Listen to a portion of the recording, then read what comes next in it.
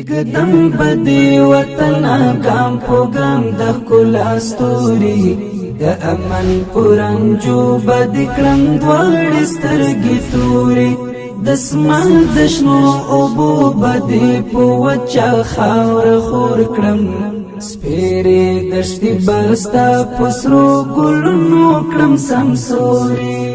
کوم وخت کې چې موږ د خپله ذمهداري پر غاړه اخیستې ده شروع کړې مو ده داسې مو نه دي کړي الحمدلله چې مثلا اکار موږ ته غوښتونکي او موږ دې ځان په یو معنا په یو بانه باندې ځینې کښلی که شپه یي که ورځ یي د الله سره راځي چې حکم اقتصادي کمیسیون مسؤلیت هم موږ په غاړه دی.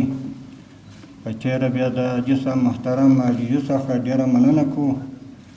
تر ما دی ډېر حریص دی په دې کې چې د تجارانو راغوښتل د تجارانو ملاقات موږ سره برابرول. حتی په دغه مجلس کې چې دا موږ په هفته کې 2 ځلې لرو په هغه مجلس کې هم بعضو د تجارانو نمایندګان موږ سره حضور لري. په اکثریت وخت کې دوی دا زموږ په مجلس کې راسره شریکي ځکه خو د دې مجلس یو بخش تر دوی پورې تعلق لري نو ځکه موږ مجبور یو چې دوی به زموږ سره په دې مجلس کې حاضر وي. کوم حالات چې دي دا د پخوا د ادارې د موجودګۍ د وخت څخه تاسې پرتله کوي ایا فرق شته که نشته؟ که فرق شته نو باید راسئ په اخلاص سره خپل کومه شتمني چې موږ لرو که په بهر کې ده د تجارانو که داخل دلته په کورو کې ایښي هغه یې را بهر کړي.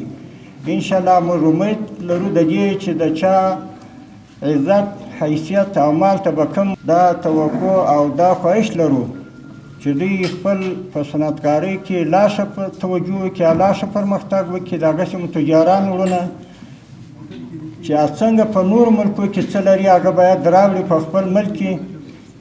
خپل د افغانستان د ځورېدلی دربدره ملت په کار په خدمت ولویږي هغو ته به هم شی سي یو شی سي د فقر او د غربته به الله وساتي او دوی ته به هم یو شی په دې کې پیدا کېږي.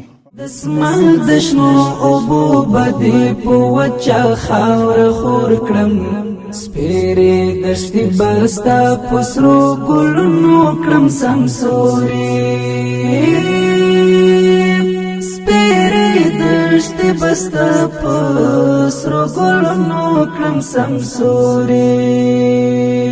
د زړه په شان به ساتم ستا حرم